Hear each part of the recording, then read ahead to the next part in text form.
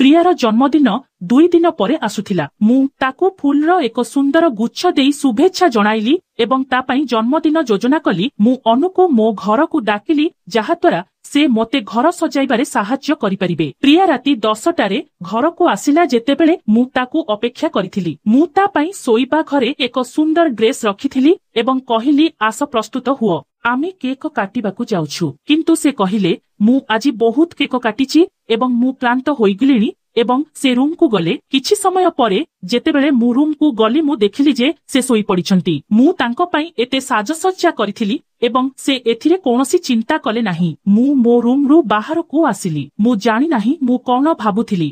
ମୋ ମୁହଁରେ ଦୁଃଖ ବ୍ୟାପିଗଲା। ଦୁଃଖ ଦେଖି ଅନୁ ବୁଝିପାରିଲେ ଯେ ମୋ ସ୍ତ୍ରୀ ଏବଂ ମୋ ମଧ୍ୟରେ କିଛି ଅସୁବିଧା ଚାଲିଛି। ଅନୁ କହିଲେ, ରୋହନ ରାଗିବ ନାହିଁ, ଆଜି ଆମେ ସେଲିବ୍ରେସନ କରିବା। ଆସ ଆମ ବନ୍ଧୁତାକୁ ପାଳନ କରିବା। ଅନୁଙ୍କ ମନରେ କଣ ଚାଲିଛି ମୁଁ ଜାଣିନଥିଲି। ସେ ରୋଷେଇ ଘରକୁ ଯାଇ ମୋ ପାଇଁ ଏକ କେକ୍ ଆଣିଲା, ଯାହା ଉପରେ ଲେଖାଥିଲା ହାପି ବାର୍ଥଡେ ପ୍ରିୟା। ସେ ତାକୁ ହଟାଇ ରୋହନ ଅନୁ ଫ୍ରେଣ୍ଡସିପ ଲେଖିଲା। ସେ ମୋ ହାତ ଧରି କେକ୍ କାଟିଲା ଏବଂ ତାଙ୍କ ଆଖିରେ ମୋ ପାଇଁ କିଛି ଭିନ୍ନ ଭାବନା ଥିଲା। ମୋତେ କେକ୍ ଖୁଆଇବା ସମୟରେ ସେ ମଧ୍ୟ କିଛି ମଜା କଲେ ଏବଂ ମୋ ଗାଲରେ କେକ୍ ଲଗାଇଲେ। ତାପରେ ମୁଁ ମଧ୍ୟ ତାଙ୍କ ପଛରେ ଦୌଡ଼ିବା ଆରମ୍ଭ କଲି। ମୁଁ ତାର ଗୋଟିଏ ହାତ ଧରି ତାକୁ ମୋ ପାଖକୁ ଟାଣି ଆଣିଲି। କିନ୍ତୁ ଯେତେବେଳେ ମୁଁ ଅନୁଭବ କଲି ଯେ ମୁଁ ବହୁତ ନିକଟତର ହେଉଛି, ମୁଁ ତୁରନ୍ତ ତାଠାରୁ ଦୂରେଇ ଗଲି। ରାତି ବହୁତ ହୋଇଗଲା, ତେଣୁ ମୁଁ ତାକୁ ମୋ ବାଇକ୍ ଯୋଗେ ଘରକୁ ଛାଡ଼ିବାକୁ ନିଷ୍ପତ୍ତି ନେଲି। ପ୍ରିୟା ଏସବୁ ବିଷୟରେ କିଛି ଜାଣିନଥିଲା। ମୁଁ ଅନୁକୁ ତାଙ୍କ ଘରେ ଛାଡ଼ିଦେଲି ଏବଂ ସେ ବାଇକ୍ରୁ ଓହ୍ଲାଇବା ମାତ୍ରେ ସେ କହିଲା,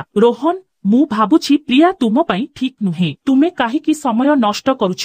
ଅନୁ ଯାହା କହିଲା ତାହା ମୋତେ ପସନ୍ଦ ଆସିଲା ନାହିଁ, କାରଣ ସେ ତା ବନ୍ଧୁର ସ୍ୱାମୀକୁ ଦେଖୁଥିଲା। ମୁଁ ତାଙ୍କ କଥାରେ କୌଣସି ପ୍ରତିକ୍ରିୟା ନ ଦେଇ ସେଠାରୁ ଚାଲିଗଲି। ଘରକୁ ଫେରିବା ପରେ ମୁଁ ଦେଖିଲି ଯେ ପ୍ରିୟା ପାଣି ପିଇବାକୁ ଉଠି ରୁମକୁ ଗଲା। ମୁଁ ମଧ୍ୟ ତାଙ୍କ ପଛେ ପଛେ ଯାଇ ତାଙ୍କୁ ଜନ୍ମଦିନ ଉପହାର ଦେଲି। ମୁଁ ତାଙ୍କ ନାମ ଲେଖାଥିବା ଏକ ସୁନା ଲକେଟ୍ ଏବଂ ଏକ ସୁନା ଚେନ୍ ତିଆରି କରିଥିଲି। ମୁଁ ତାଙ୍କ ବେକରେ ସେହି ଚେନ୍ ନିଜ ହାତରେ ପିନ୍ଧାଇଥିଲି। ଏହାପରେ ମୁଁ ତାଙ୍କ ସହିତ କିଛି ସମୟ ବିତାଇବାକୁ ଚେଷ୍ଟା କଲି, କିନ୍ତୁ ସେ ମୋ ପାଖରୁ ଦୂରେଇ ଯାଇ କହିଲେ, ମୁଁ ଆଜି ବହୁତ ଥକି ଯାଇଛି, ଆମେ ପରେ କଥା ହେବୁ ଏବଂ ତାପରେ ସେ ଶୋଇପଡ଼ିଲେ। ଏବେ ମୋର ଚିଡ଼ିଚିଡ଼ାପଣ ବଢ଼ିବାରେ ଲାଗିଲା। ପ୍ରିୟା ଚାକିରିରେ ଯୋଗ ଦେବା ପରେ ସେ ମୋତେ ସ୍ୱାମୀର ଅଧିକାର ଦେଇ ନଥିଲେ ଏବଂ ସେ ମୋତେ ସମୟ ଦେବାକୁ ପ୍ରସ୍ତୁତ ନଥିଲେ। ତାଙ୍କୁ କଣ ଏବେ ସ୍ୱାମୀର ଆବଶ୍ୟକତା ନଥିଲା? ପ୍ରାୟ 1 ମାସ ହୋଇଗଲା ମୁଁ ମୋ ସ୍ତ୍ରୀ ସହିତ ସମୟ ବିତାଇ ନଥିଲି ଏବଂ ପ୍ରିୟା ଏଥିରେ ବିରକ୍ତ ହେଉନଥିଲେ। ତାଙ୍କର ଏପରି କାର୍ଯ୍ୟ ଯୋଗୁଁ ମୁଁ ନିଜକୁ ବୁଝାଇବାକୁ ଚେଷ୍ଟା କଲି ଯେ ମୁଁ ଅନୁ ପ୍ରତି କାହିଁକି ଆକର୍ଷିତ ହେଉଥିଲି। ଅନୁ ପ୍ରତି 2-3 ଦିନରେ ଆମ ଘରକୁ ଆସୁଥିଲେ ଏବଂ ସେ ମୋ ସହିତ ଟିକେ କଠୋର ଭାବରେ କଥା ହେଉଥିଲେ। ପରଦିନ ସକାଳେ ଯେତେବେଳେ ମୁଁ କାମକୁ ଯିବାକୁ ଯାଉଥିଲି, ମୁଁ ପ୍ରିୟାକୁ କିଛି ଦିନ ଛୁଟି ନେବାକୁ କହିଲି। ମୁଁ ମଧ୍ୟ ଛୁଟିରେ ଯାଉଛି ଏବଂ ତୁମ ସହିତ କିଛି ସମୟ ବିତାଇବାକୁ ଚିନ୍ତା କରୁଛି। ପ୍ରିୟା କହିଲା, ମୁଁ ଛୁଟି ନେଇପାରିବି ନାହିଁ, ଅଫିସରେ ବହୁତ କାମ ଅଛି। ବସ୍ ମୋତେ ବହୁତ କାମ ଦେଇଛନ୍ତି। ମୁଁ କହିଲି, ତୁମର ବସ୍ ଗତ କିଛି ମାସ ଧରି ତୁମ ଉପରେ ଅତ୍ୟଧିକ କାମର ବୋଝ ଲଦି ଦେଉନାହାନ୍ତି କି? ତାଙ୍କୁ ଏତେ ଚାପ ଦେବାର କୌଣସି ଆବଶ୍ୟକତା ନାହିଁ, ନଚେତ୍ ସେ ତୁମ ଉପରେ ସମସ୍ତ କାମ ଲଦି ଦେବେ। ପ୍ରିୟା କହିଲା, ଯେଉଁମାନେ କାମ କରିବାକୁ ସକ୍ଷମ କେବଳ ସେମାନେ କାମ ପାଆନ୍ତି ଏବଂ ମୋ ବସ୍ଙ୍କ ଦୃଷ୍ଟିରେ ମୁଁ କାମ କରିବାକୁ ସକ୍ଷମ। ଯଦି ମୁଁ ପ୍ରମୋଶନ ଏବଂ ଦରମା ବୃଦ୍ଧି ଚାହୁଁଛି, ତେବେ ମୋତେ ମୋ ବସ୍ଙ୍କ କାମ କରିବାକୁ ପଡ଼ିବ। ମୁଁ ତାଙ୍କ ଉପରେ ରାଗି ନଥିଲି, ବରଂ ମୁଁ କାମ ପ୍ରତି ତାଙ୍କର ଆନ୍ତରିକତା ବୁଝିପାରିଲି। ଗୋଟିଏ ମାସ ବିତିଗଲା। ମୋର ଜନ୍ମଦିନ ମାସର 1ମ ତାରିଖରେ ଥିଲା ଏବଂ ମୁଁ ନିଶ୍ଚିତ ଥିଲି ଯେ ପ୍ରିୟା ମୋ ପାଇଁ କିଛି ଆଶ୍ଚର୍ଯ୍ୟ ଯୋଜନା କରୁଛନ୍ତି। ମୋ ଜନ୍ମଦିନ ସକାଳେ ଅନୁ ଫୁଲ ଗୁଚ୍ଛ ଧରି ମୋ ଦ୍ୱାରରେ ଠିଆ ହୋଇଥିଲେ। ମୋ ସ୍ତ୍ରୀ ତାଙ୍କୁ ତାଙ୍କ ଜନ୍ମଦିନର ଶୁଭେଚ୍ଛା ଜଣାଇ ସାରିଥିଲେ। ମୁଁ ଅନୁଙ୍କୁ ପଚାରିଲି, ତୁମେ ମୋ ଜନ୍ମଦିନ ବିଷୟରେ କିପରି ଜାଣିଲ? ଅନୁ ହସି ହସି କହିଲା, ନା ରୋହନ, ମୁଁ ତୁମର ସୋସିଆଲ ମିଡିଆ ଆକାଉଣ୍ଟ ସହିତ ଜଡ଼ିତ। ସେହିଠାରୁ ମୁଁ ତୁମର ଜନ୍ମଦିନ ବିଷୟରେ ଜାଣିପାରିଲି। ସେହିଦିନ ପ୍ରିୟା ସକାଳେ ମଧ୍ୟ ମୋତେ ଜନ୍ମଦିନର ଶୁଭେଚ୍ଛା ଜଣାଇ ନଥିଲା। ସନ୍ଧ୍ୟାରେ ଅନୁ ମୋତେ ଫୋନ କରି ଅପରାହ୍ନ 4ଟାରେ ଘରକୁ ନିମନ୍ତ୍ରଣ କରିଥିଲା। ମୁଁ ଭାବିଲି ପ୍ରିୟା ମୋ ପାଇଁ କିଛି ଆଶ୍ଚର୍ଯ୍ୟ ଯୋଜନା କରିଥିବ, ତେଣୁ ମୁଁ ଅଧା ଦିନ ଛୁଟି ନେଇ ଘରକୁ ଆସିଲି। ଅନୁ ମୋତେ ତାଙ୍କ ଘରକୁ ନିମନ୍ତ୍ରଣ କରିଥିଲେ। ଯେତେବେଳେ ମୁଁ ସେଠାରେ ପହଞ୍ଚିଲି ମୁଁ ଦେଖିଲି ଯେ ଅନୁ ସମ୍ପୂର୍ଣ୍ଣ ପ୍ରସ୍ତୁତ। ସେ ଏକ ଛୋଟ ଡ୍ରେସ୍ ପିନ୍ଧିଥିଲେ ଯେଉଁଥିରେ ସେ ବହୁତ ସୁନ୍ଦର ଦେଖାଯାଉଥିଲେ। ମୁଁ ଭିତରକୁ ଯିବା ମାତ୍ରେ ମୋ ଉପରେ ଗୋଲାପ ପାଖୁଡା ବିଛାଡି ଯାଇଥିଲା। ଏସବୁ ଦେଖି ମୁଁ ବହୁତ ଖୁସି ହୋଇଥିଲି, କିନ୍ତୁ ମୁଁ ଭିତରକୁ ଚାହିଁ ଜାଣିଲି ଯେ ଏସବୁ ପ୍ରିୟା ନୁହେଁ, ବରଂ ଅନୁ ମୋ ପାଇଁ ଯୋଜନା କରିଥିଲେ। ଅନୁ ମୋର ଜନ୍ମଦିନକୁ ସ୍ୱତନ୍ତ୍ର କରିବା ପାଇଁ ବହୁତ ଖର୍ଚ୍ଚ କରିଥିଲେ। ସେ ତାଙ୍କ କାମରୁ ଛୁଟି ନେଇଥିଲେ ଏବଂ ମୋ ପାଇଁ ଅନେକ ଭଲ ଭଲ ଖାଦ୍ୟ ରାନ୍ଧିଥିଲେ। ମୁଁ ତାଙ୍କ କଠିନ ପରିଶ୍ରମକୁ ବ୍ୟର୍ଥ କରିବାକୁ ଚାହୁଁ ନଥିଲି ଏବଂ ତାଙ୍କ ସହିତ ହସି ହସି ମୋର ଜନ୍ମଦିନ ପାଳନ କଲି। ବହୁତ ଦିନ ପରେ ମୁଁ ଅନୁଙ୍କୁ କହିଲି ଯେ ଏବେ ମୋତେ ଘରକୁ ଯିବାକୁ ପଡିବ। ମୁଁ ଯିବାକୁ ଯାଉଥିଲି, ପ୍ରିୟାଙ୍କ ଫୋନ ଆସିଲା। ସେ କହିଲେ ମୁଁ ଆଜି ଘରକୁ ଆସିପାରିବି ନାହିଁ। ଅଫିସରେ ବହୁତ କାମ ଅଛି ଏବଂ ମୁଁ ଆଜି ରାତିରେ ଜଣେ ବନ୍ଧୁଙ୍କ ଘରେ ରହିଛି। ସେତେବେଳେ ମୁଁ ସ୍ପଷ୍ଟ ଭାବରେ ଜାଣିପାରିଲି ଯେ ପ୍ରିୟା ତାଙ୍କ ସ୍ୱାମୀଙ୍କ ଜନ୍ମଦିନ ମନେ ରଖି ନାହାନ୍ତି ଏବଂ ଏହା ଶୁଣି ମୁଁ ରାଗିଲି। ଏହା ଦେଖି ଅନୁ ମୋତେ ତାଙ୍କ ଶୟନ କକ୍ଷକୁ ନେଇଗଲେ। ସେ ମୋତେ ଶୋଇବା ଘରକୁ ନେଇଗଲେ ମୋ ହାତ ଧରି କହିଲେ, ରୋହନ, ତୁମେ ପ୍ରିୟା ବିଷୟରେ ଏତେ କାହିଁକି ଭାବୁଛ? ସେ ନିଶ୍ଚୟ କାମରେ ବ୍ୟସ୍ତ ଅଛି। ତୁମର ବନ୍ଧୁ ତୁମର ଜନ୍ମଦିନକୁ ସ୍ୱତନ୍ତ୍ର କରିଛି, ତେବେ ତୁମେ କାହିଁକି ରାଗିଛ? ଯେତେବେଳେ ଅନୁ ମୋ ହାତ ଧରିଲେ ମୋ ମନରେ ବିଭିନ୍ନ ଚିନ୍ତାଧାରା ଆସିବା ଆରମ୍ଭ କଲା। ଅନୁ ପ୍ରକୃତରେ ସୁନ୍ଦର ଦେଖାଯାଉଥିଲା ଏବଂ ମୁଁ ତାକୁ ପୂର୍ବରୁ କେବେ ଏପରି ଦେଖିନଥିଲି। ଅନୁ କିଛି ସମୟ ପାଇଁ ଏକ ଆକର୍ଷଣୀୟ ଡ୍ରେସ୍ ପିନ୍ଧି ମୋ ସାମ୍ନାରେ ଘୁରି ବୁଲୁଛି। ତାପରେ ତାଙ୍କ ମୋବାଇଲ ତଳେ ପଡିଗଲା। ମନେ ହେଉଥିଲା ଯେପରି ସେ ଏହା ଜାଣିଶୁଣି କରିଛନ୍ତି।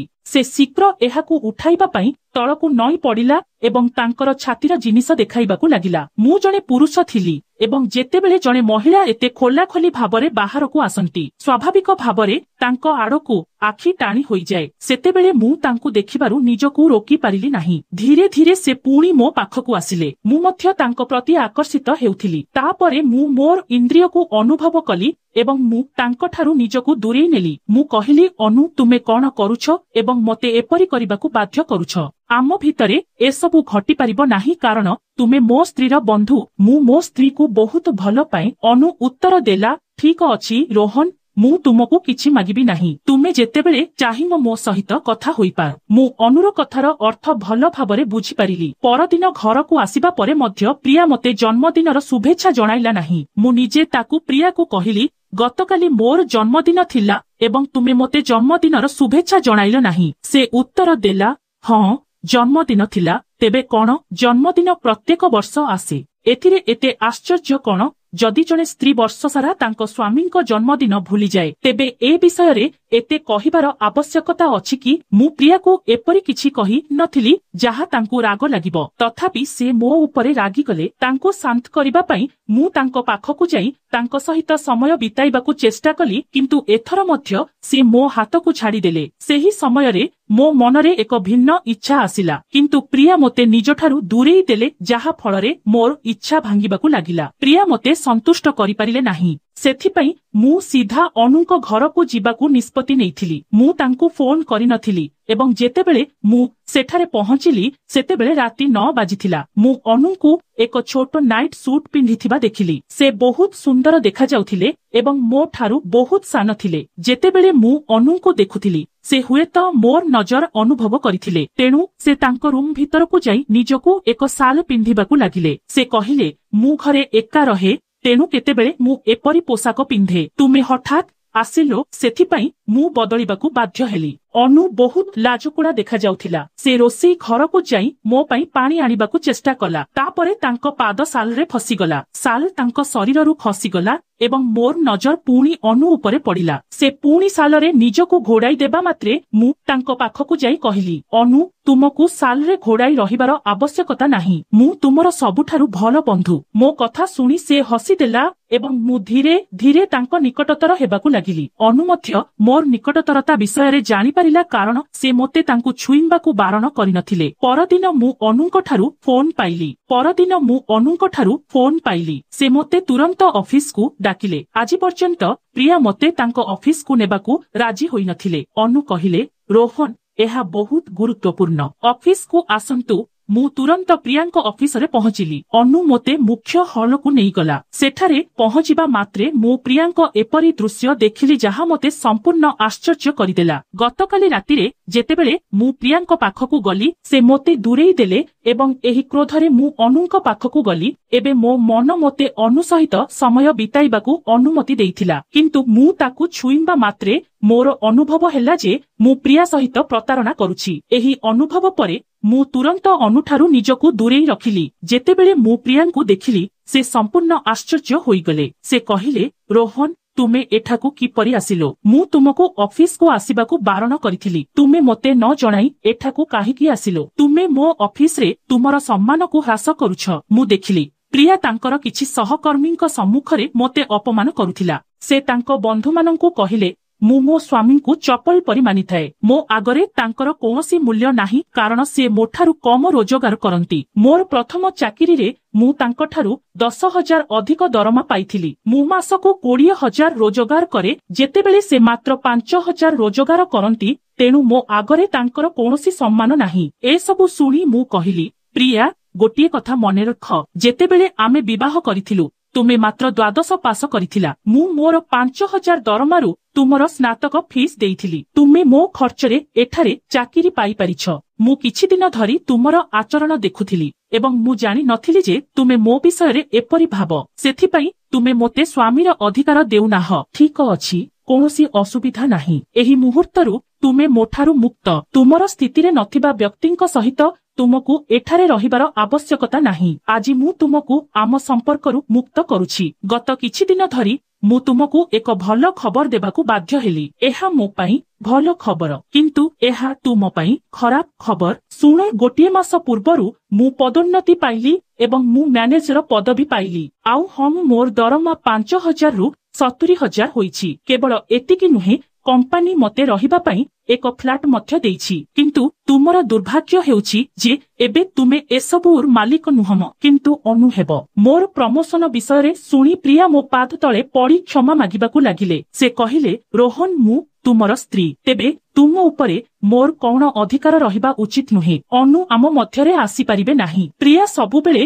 टंका को प्राथमिकता देउथिले, जेतेबेले अनु सबुबेले तांको लोकंक पई ठिया हेउथिले। मु प्रिया को ता काम एवं टंकारे व्यस्त रहिबाकू कहिथिली। अनु मो प्रति ता प्रेम प्रकाश करि सारिथिला। अनु प्रियार प्रकृत चेहरा देखि सारिथिला। तेणु से सबुबेले मोते प्रिया ठारू दूरेई रहिबाकू परामर्श देउथिला। प्रिया भली अनेक महिला जेतेबेले अल्प टंका रोजगार करिबा आरंभ करंती, सेतेबेले सेमानंक स्वामींकू चपल भली व्यवहार करिबा आरंभ करंती। सेमानंकू उचित उत्तर देबारे मोर कोनोसी असुविधा नाही। किछि दिन परे मु प्रिया को छाड़पत्र देई अनुंकू विवाह कली। विवाह परे अनु ता चाकिरी छाड़ीदेला। से कहिथिले जे से तांको स्वामींकू सबुकिछि अपेक्षा अधिक भल पांती एवं जदि से तांकू समय देई परिबे नाही, तेबे चाकिरी एवं टंका तांको पई किछि मूल्य रखि नाही। अनु प्रकृत प्रेमर परिभाषा होइगले, जाहा मु आशा करिथिली। मु तांको ठारू अधिक प्रेम एवं सम्मान पाइली। मु प्रत्येक महिलांकू कहिबाकू चाहुछि जे टंका देई केबे भी आपणक स्वामींकू सम्मान कर नाही। थरे जणे पुरुषर अहकार भांगी जाए,